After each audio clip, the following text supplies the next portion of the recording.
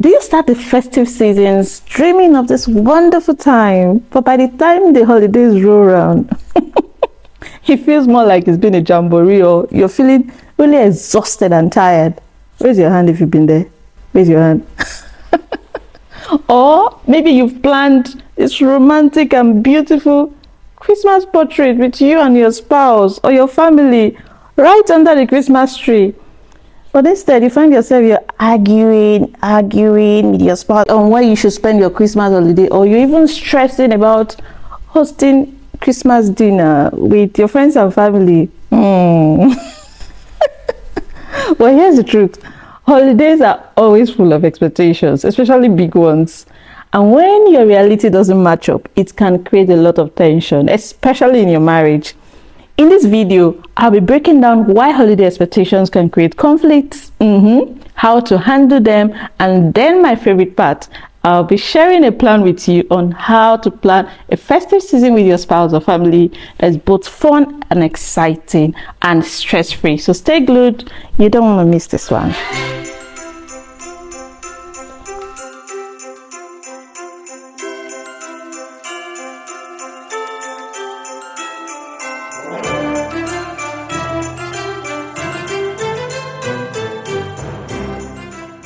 Now let's talk about where these expectations come from, because holidays, festivities, Christmas, Easter, all the festivities you can think of, they always come with big expectations for everyone. But where does these expectations come from? Let's talk about it. First is your childhood memories. You know, it's either you're running from something or you're running towards something.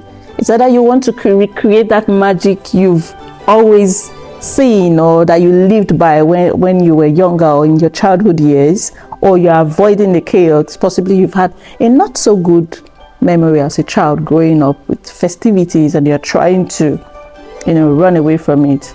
Now, what's been your memory, or what's your memory of, it's Christmas right now, right? What's your memory of Christmas? I have mine, but what was yours? So some of our expectations are formed by our childhood memories. Another way our expectations are formed is the media. Let's be real. Every romantic Christmas movie, it sets up this expectation of how magical you want your festivity to be, or how you want your Christmas to be, a lot of magic and all that. Well, is it real? But the truth is that they form our expectations. And also another way our expectations are formed is by family pressure. Possibly your parents expect you to come home. Possibly your culture dictates where you spend your festivities, your holidays, or your in-laws want you to have Christmas Eve with them, and you just want to stay in your pajamas in your house. I come from a place, or when we got married earlier, when I got married to my husband, it's either, while growing up, my dad will always prefer that we come home for holidays. Like, for example, the Christmas and the New Year, he prefers all his children are there. We cross over into the New Year together. But it became an issue when I got married, because his parents also prefer the same thing. So now where do we go to? Now let's talk about the impact of these expectations of holidays in your relationship. Now the truth is that having these expectations about your holiday can put a great toll on your relationship. The stress that comes with, the arguments and all these conflicts can take a toll on your connection as a couple. Instead of enjoying the season, you just find yourself that you're spending time to argue. You don't have a precise plan about the holiday. The holiday is already here. Possibly you've booked some time off from work, and then it's there and you don't have a solid plan of how to do it. Or possibly as a family, you have kids and it seems like everyone has their plans for the holiday. That's not so good a plan. Not even planning is also planning to fail. So it's either you plan, you have a decisive plan, a precise plan, or even if you don't plan, that's also a plan to fail. Now, I will be sharing with you some fun and exciting ways, things you can incorporate into your relationship, your marriage as a couple, or even if you have children, you can incorporate it as fun and exciting ways to celebrate the festive season or to celebrate a holiday. I have put these into a template, so if you want that full template, just comment the word on this video, type it on the comment and type the word holiday, and I'm going to send it right to you.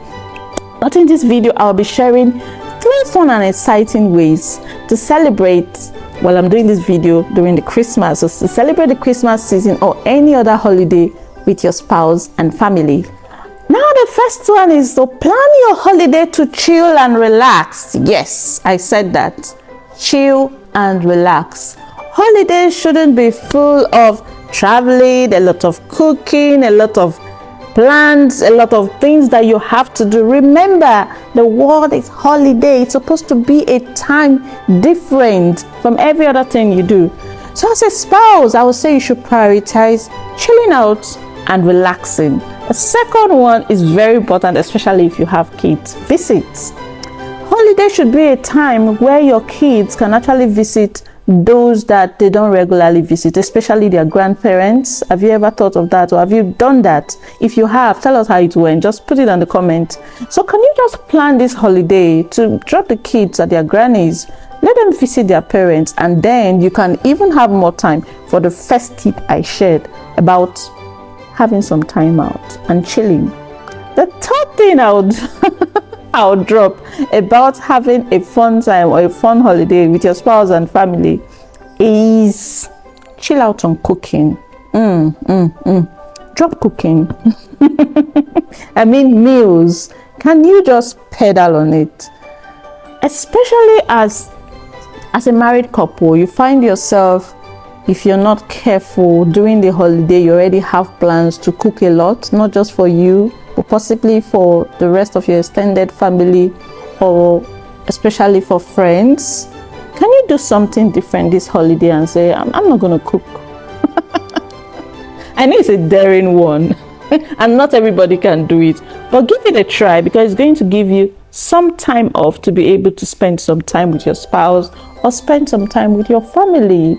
So just decide that I'm going to relax from cooking. So how are you going to eat? Plan on eating out, yes, with your spouse and family, and do something different. The rest of the tips, I've done a lot of other ideas. Remember, some of them might be helpful for you, just for you to go through them and see which best suits you. What's this saying? There are fun and exciting ways that you can celebrate the holiday as a spouse, and you will not be exhausted, and it won't cause a rift between you two. Remember, the holiday is for you to enjoy and not for the holiday to enjoy you. So you're gonna spend this holiday in a different way between you and your spouse. So if you want that plan, just comment the word on this video, holiday. Just type the word right now, holiday, and I'm gonna send the plan to you. It's a beautiful one. Enjoy the season, and I'll see you in my next video. Thank you for watching.